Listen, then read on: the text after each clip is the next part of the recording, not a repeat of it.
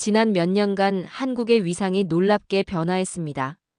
예전에는 외국인이 한국에 관심을 가지면 그저 신기하게만 여겼었죠. 하지만 지금은 많은 외국인들이 자발적으로 한국을 연구하고 더 나아가 한국을 새로운 시각으로 바라보자고 제안하기에 이르렀습니다.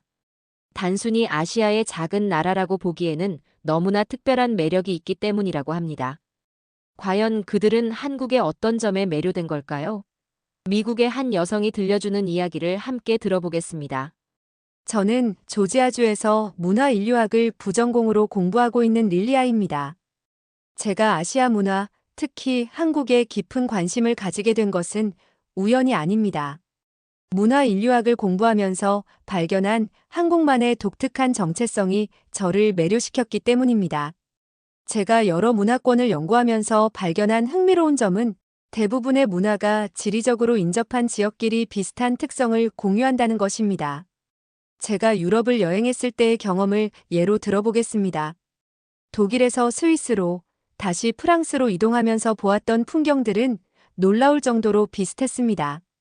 빨간 지붕의 집들이 늘어선 거리, 도시마다 우뚝 솟은 성당과 교회들. 시간이 지날수록 어느 나라에 있는지 구분하기가 어려워질 정도였죠. 하지만 한국은 달랐습니다. 중국과 일본이라는 거대한 문화권 사이에 위치해 있으면서도 한국은 놀랍도록 독자적인 문화적 정체성을 유지하고 있었습니다.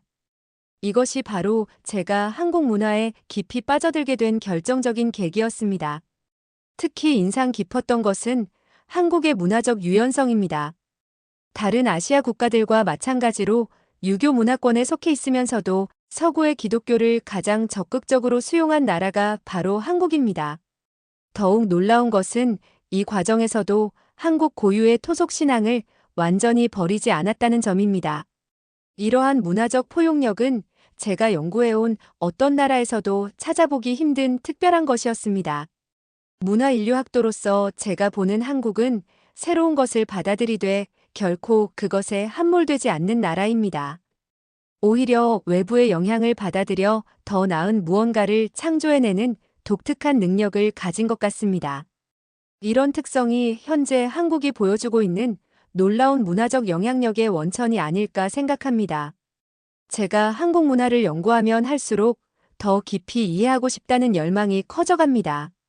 지금은 책과 자료를 통해 간접적으로나마 한국을 연구하고 있지만 곧 직접 한국을 방문해서 이 독특한 문화를 직접 경험해보고 싶습니다. 한국은 제게 단순한 연구 대상이 아닌 끊임없이 새로운 발견을 선사하는 매력적인 나라가 되었습니다. 문화인류학을 공부하면서 가장 흥미로웠던 것은 서구 사회가 아시아를 바라보는 편향된 시각이었습니다. 그 시작점에는 루스 베네딕트의 국화와 칼이라는 책이 있었죠. 1946년에 출간된 이 책은 일본 문화를 분석한 대표적인 연구서로 지금까지도 일본을 이해하는 중요한 고전으로 평가받고 있습니다. 흥미로운 점은 이 연구가 어떻게 진행되었는지입니다. 1944년 미국 정부의 의뢰로 시작된 이 연구는 전쟁 중이라 실제 일본 방문이 불가능한 상황에서 이루어졌습니다. 베네딕트는 미국 내 일본인 이민자들을 인터뷰하고 문헌을 연구하는 방식으로 일본 문화를 분석했죠. 국화는 일본의 예술성, 예의, 평화를 상징하고 칼은 무에 대한 숭상과 전쟁, 폭력을 상징한다고 합니다. 이 책은 일본인의 이중적이고 모순적인 특성을 깊이 있게 분석했고 실제로 미국에 대해 일본 전략과 정책 수립에 큰 영향을 미쳤습니다. 하지만 제가 주목한 것은 이 연구가 가져온 예상치 못한 결과였습니다. 미국을 비롯한 서구 사회는 이 연구를 바탕으로 아시아라면 다 비슷할 것이라는 잘못된 일반화를 시작했기 때문입니다. 예를 들어 일본인들의 특징으로 지적된 앞에 나서기를 꺼리고 전체 속에 숨어 있으려는 성향이나 전체를 위해 개인이 희생되는 것을 당연히 여기는 전체주의적 사고방식, 속마음을 숨기는 것을 미덕으로 여기는 이중성 등이 마치 아시아 전체의 특성인 것처럼 받아들여졌습니다. 하지만 실제로 중국과 한국의 문화를 연구해보니 이러한 일반화가 얼마나 잘못된 것인지 분명히 알 수 있었습니다. 특히 일본과 지리적으로 가장 가까운 한국의 경우 놀라울 정도로 다른 문화적 특성을 보여주었습니다. 가장 극명한 차이는 외국인을 대하는 태도에서 나타났습니다.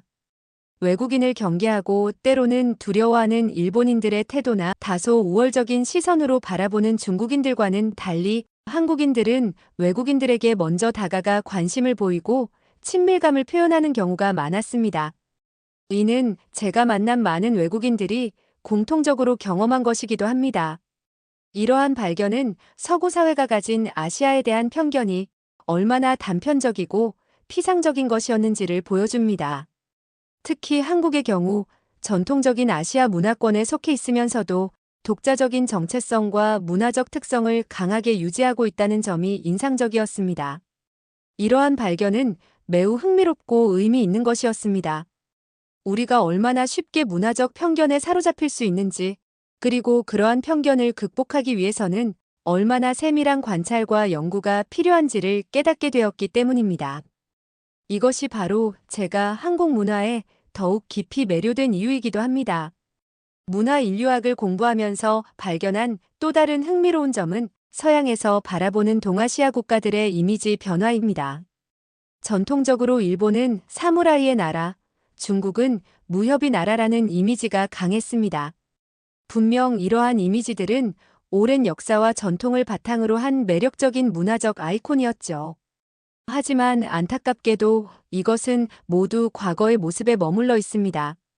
제가 관찰한 바로는 이 두 나라는 이러한 전통적 이미지를 넘어서는 새로운 문화적 정체성을 만들어내는데 어려움을 겪고 있는 것 같습니다. 마치 과거의 영광에 사로잡혀 현재의 변화와 혁신을 두려워하는 듯한 모습을 보이고 있죠. 실제로 현대 일본이나 중국의 문화적 영향력은 과거의 이미지를 재생산하는 수준에 머물러 있는 경우가 많습니다. 반면 한국은 매우 다른 양상을 보여주고 있습니다. 흥미로운 점은 한국이 특정한 고정 이미지에 갇혀 있지 않다는 것입니다. 이것은 현대 사회에서 엄청난 강점으로 작용하고 있죠. 예를 들어 오징어 게임이 넷플릭스 역사상 가장 성공한 시리즈 중 하나가 된 것이나 BTS와 블랙핑크로 대표되는 K-팝 아이돌들의 세계적 성공은 결코 우연이 아닙니다. 최근 제가 특히 주목한 현상은 한국 문화의 다양성과 깊이입니다. 얼마 전 넷플릭스에서 공개된 중증외상센터라는 드라마가 좋은 예시입니다. 이 드라마는 오징어 게임마저 제치고 TV쇼 부문 전 세계 톱10에서 2위를 차지했고 13개국에서 1위를 기록했습니다. 이는 단순히 새롭고 신기한 문화적 콘텐츠를 넘어서 미국이나 유럽의 전통적인 강세 장르인 의학 드라마에서도 한국이 경쟁력을 가지게 되었다는 것을 보여줍니다. 음악 분야에서도 비슷한 현상을 목격할 수 있었습니다. 최근 미국에서 열린 콘서트에서 잔나비라는 한국의 중견 밴드가 공연했는데 놀랍게도 관객 대부분이 한국계 미국인이 아닌 순수 미국인들이었습니다. 더욱 인상적인 것은 이들이 생소한 밴드의 음악에 완전히 심취해 있는 모습이었죠.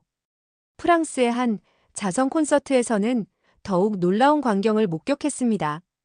데뷔한 지 20년 가까이 된 빅뱅의 10년도 더 된 노래를 프랑스 젊은이들이 눈물을 흘리며 함께 부르고 있었던 거죠. 이는 K-팝이 단순한 유행을 넘어서 깊은 문화적 영향력을 가지게 되었다는 것을 보여주는 증거라고 생각합니다. 제가 보기에 한국 문화의 가장 큰 특징은 그 포용성과 창의성에 있습니다. 새로운 것을 받아들이면서도 본질을 잃지 않고 오히려 더 발전된 형태로 재창조해내는 능력이 한국 문화의 진정한 힘이 아닐까 생각합니다. 이제 한국 문화는 단순히 새롭고 신선하다는 이유만으로 주목받는 단계를 넘어섰습니다. 오히려 문화의 중심으로서 전 세계 사람들을 더 깊은 차원에서 매료시키고 있죠. 이것이 바로 제가 생각하는 한국의 탈아시아적 특성입니다. 지리적으로는 동아시아에 속해 있지만 문화적으로는 이미 그 범주를 뛰어넘어 독자적인 영역을 구축하고 있는 것입니다. 얼마 전 제 어머니께서 친구들과 함께 한국 여행을 다녀오셨습니다. 흥미로웠던 점은 여행지를 정할 때 한국이 첫 번째 후보로 거론되었다는 것입니다. 더욱 놀라운 것은 왜 하필 한국인가요? 일본은 왜 안 가나요? 와 같은 질문이 전혀 없었다는 거죠. 이전까지만 해도 젊은 세대들 사이에서 한국이 인기 있는 여행지로 떠오르는 것은 자주 목격했습니다. 하지만 부모님 세대에서도 한국을 완전히 다른 시각으로 바라보기 시작했다는 사실이 매우 인상적이었습니다. 과거에는 아시아 여행이라고 하면 자연스럽게 일본을 떠올렸던 분들이 이제는 한국을 하나의 독립된 문화권으로 인정하고 있는 것입니다. 솔직히 말씀드리면 처음에는 좀 걱정이 되었습니다. 부모님 세대가 한국에서 여행하시기에 불편하지는 않을까 하는 우려가 있었거든요. 하지만 돌아오신 어머니의 이야기를 듣고 나니 제 걱정이 완전히 기우였다는 것을 알게 되었습니다. 어머니께서는 특히 한국의 대중교통 시스템에 깊은 인상을 받으셨습니다. 버스와 지하철이 도시 곳곳을 너무나 체계적으로 연결하고 있어서 이동이 매우 편리했다고 합니다. 청결도 역시 미국에서는 경험해보지 못한 수준이었다고 하셨죠. 평소 자동차로만 이동하시던 어머니께서 오히려 한국에서는 대중교통을 이용하면서 적절한 운동도 하게 되어 여행 후에 몸이 한결 가벼워졌다고 말씀하셨습니다. 실제로 어머니가 돌아오신 후 살펴보니 혈색도 훨씬 좋아지시고 피부에도 윤기가 돌았습니다. 어머니 말씀으로는 한국 음식이 채소 위주로 영양이 골고루 들어있어서 매우 건강했다고 합니다. 덕분에 평소 어머니를 괴롭히던 염증들도 많이 완화된 것 같다고 하셨죠. 어머니는 한국 여행에 대한 만족도가 매우 높으셨고 다음에는 가족 모두가 함께 가보자고 제안하셨습니다. 이러한 어머니의 경험은 제가 연구해온 한국의 모습과 정확히 일치했습니다. 많은 사람들이 한국의 인기가 젊은 세대들의 일시적인 트렌드라고 말하지만 저는 그렇게 생각하지 않습니다. 한국은 단순한 유행을 넘어서 모든 세대가 편안하게 즐기고 경험할 수 있는 보편적인 매력을 가지고 있기 때문입니다. 제가 한국 문화를 연구하면 할수록 더욱 분명해지는 것이 있습니다. 한국은 알면 알수록 더 깊이 파고들고 싶게 만드는 매력이 있는 나라라는 점입니다. 전통과 현대가 조화롭게 공존하면서도 끊임없이 새로운 것을 창조해내는 역동성이 있죠. 아시아에 대한 기존의 편견을 완전히 깨뜨리면서 세계인들의 마음을 사로잡는 독특한 매력을 가진 나라입니다. 지금은 학문적 연구에 그치고 있지만 저는 곧 한국을 직접 방문할 계획을 세우고 있습니다. 제가 연구해온 이 흥미진진한 문화를 직접 체험하고 더 깊이 이해하고 싶기 때문입니다. 어머니의 경험담을 들으면서 제가 그동안 연구해온 한국의 매력이 실제로도 얼마나 강력한지를 다시 한번 확인할 수 있었습니다. 한국은 이제 더 이상 아시아의 작은 나라가 아닙니다. 오히려 세계 문화의 새로운 중심으로 자리 잡아가고 있죠. 전통적인 동아시아의 범주를 뛰어넘어 완전히 새로운 문화적 정체성을 만들어내고 있는 것입니다. 문화인류학도로서 그리고 한국 문화의 열렬한 팬으로서 저는 앞으로 한국이 보여줄 더 많은 놀라운 변화들을 기대하고 있습니다. 저의 이야기는 여기까지입니다. 여러분 릴리아 씨의 이야기 어떠셨나요? 사연이 마음에 드셨다면 구독과 좋아요를 눌러주세요. 여러분의 구독과 좋아요는 계속해서 좋은 사연을 소개할 수 있는 큰 힘이 됩니다. 시청해주셔서 감사합니다.